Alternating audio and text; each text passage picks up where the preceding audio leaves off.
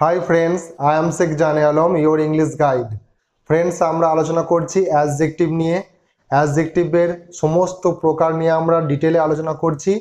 আজকে আমরা আলোচনা করব ডিস্ট্রিবিউটিভ অ্যাডজেক্টিভ নিয়ে। এই ডিস্ট্রিবিউটিভ অ্যাডজেক্টিভ কাকে বলে, এর কি উদাহরণ এবং বাকি আমরা কিভাবে এটা প্রয়োগ করব।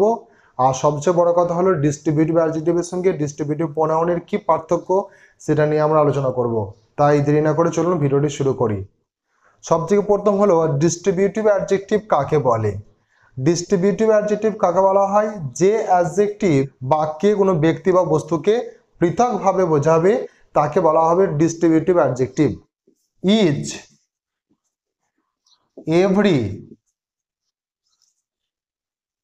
ইদার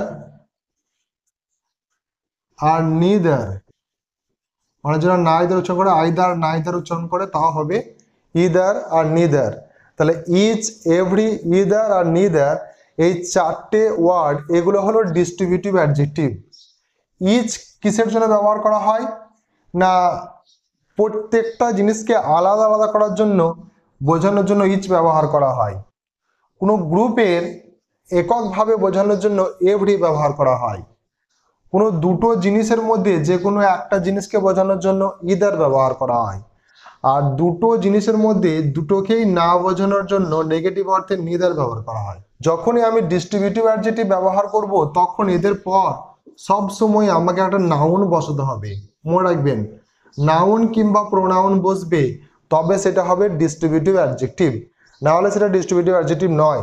এক্সাম্পল হিসেবে নিয়ে দেখুন, যদি বলি ইচ স্টুডেন্ট must submit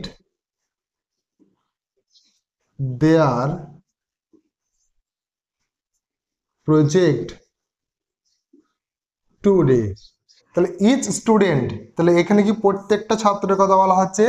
তাহলে ইচ এর পর একটা নাউন বসে গেছে, তাই ইচটা এখানে কি না ডিস্ট্রিবিউটিভ অ্যাডজেক্টিভ।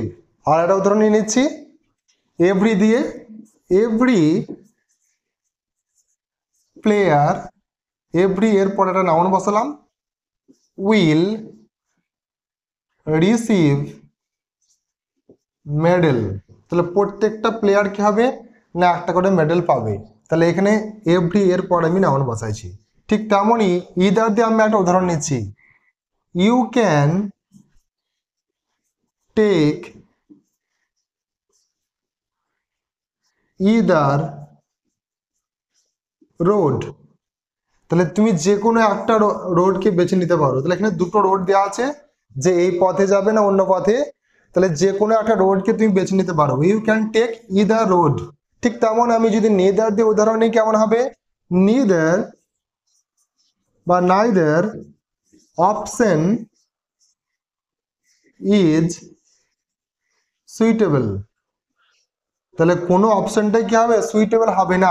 দুটো অপশনের মধ্যে আমি দুটোকেই না বলে দিলাম, সেজন্য আমি নিদার ব্যবহার করলাম। তাহলে ডিস্ট্রিবিউটিভ অ্যাডজেক্টিভ কখন আমরা ব্যবহার করব, যখন কোনো ব্যক্তি বা বস্তুকে কোনো গ্রুপের মধ্যে এককভাবে বা আলাদাভাবে আমরা বোঝাবো, তখন আমরা ডিস্ট্রিবিউটিভ অ্যাডজেক্টিভ ব্যবহার করব। এবং এরপর সবসময় আমরা নাউন বা প্রোনাউন বসাবো। এরপর আমরা দেখে নেব ডিস্ট্রিবিউটিভ অ্যাডজেক্টিভের সঙ্গে ডিস্ট্রিবিউটিভ প্রোনাউনের পার্থক্য কি। সবচেয়ে প্রথম পার্থক্য আমরা দেখলাম যে ডিস্ট্রিবিউটিভ অ্যাডজেক্টিভ এর পর সবসময় আপনাকে একটা কি বসাতে হবে, নাউন কিংবা প্রোনাউন বসাতে হবে। কিন্তু ডিস্ট্রিবিউটিভ প্রোনাউন এককভাবে বসে, স্ট্যান্ডস অ্যালোন, অর্থাৎ সে একাই ব্যবহার করতে পারে, ইন্ডিপেন্ডেন্ট ওয়ে আমরা ব্যবহার করতে পারি। এক্সাম্পল স্বরূপ যদি আমি বলি each boy will get mango, প্রত্যেকটা ছেলে আম পাবে।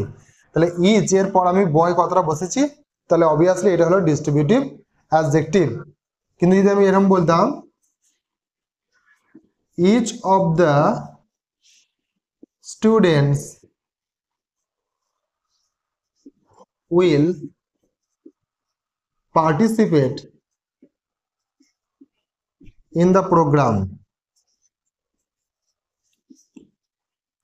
প্রোগ্রাম, তাহলে এখানে আমি কি বললাম না ইচ অফ দ্য স্টুডেন্ট, এখানে ইচ শব্দটা আমি স্ট্যান্ড অ্যালোন হিসেবে ব্যবহার করলাম, তাই ইচটা এখানে কি হলো ডিস্ট্রিবিউটিভ প্রোনাউন হয়ে গেল।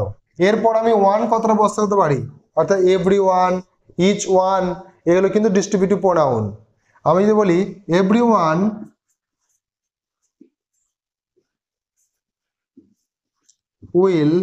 will be allowed after showing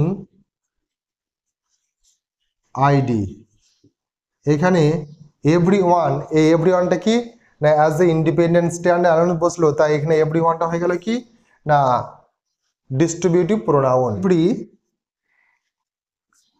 player will get A chance to play, এর আগে আমি পজিটিভ অ্যাডজেক্টিভের সঙ্গে পজিটিভ প্রোনাউনের ক্ষেত্রেও বলেছিলাম, আর এখন আমি বলছি যে ডিস্ট্রিবিউটিভ অ্যাডজেক্টিভের সঙ্গে ডিস্ট্রিবিউটিভ প্রোনাউনের ক্ষেত্রেও আমি বলছি। আবার ডেমনস্ট্রেটিভের সঙ্গেও বলেছিলাম যে ডিস্ট্রিবিউটিভ প্রোনাউন হোক, ডেমনস্ট্রেটিভ প্রোনাউন হোক বা পজিটিভ প্রোনাউন হোক, এরা কি হয় একা সিঙ্গেল স্ট্যান্ড অ্যালোন ব্যবহার করতে পারি আমরা, কিন্তু ডিস্ট্রিবিউটিভ অ্যাডজেক্টিভ সবসময় অ্যাডজেক্টিভ যখনই বলবো তখন সবসময় তারপরে নাউন বসাতে হবে। এইগুলোর ক্ষেত্রে বিশেষ করে ডিস্ট্রিবিউটিভ অ্যাডজেক্টিভ, ডেমনস্ট্রেটিভ অ্যাডজেক্টিভ বা পজিটিভ অ্যাডজেক্টিভের ক্ষেত্রে। আশা করছি যে পুরো টপিকটি আপনার কাছে ক্লিয়ার হয়ে গেছে। তবুও যদি মনে কোনো রকম ডাউট থেকে যায় অবশ্যই আমাকে কমেন্ট করুন, আমি আপনাকে হেল্প করব। Thank you so much for watching.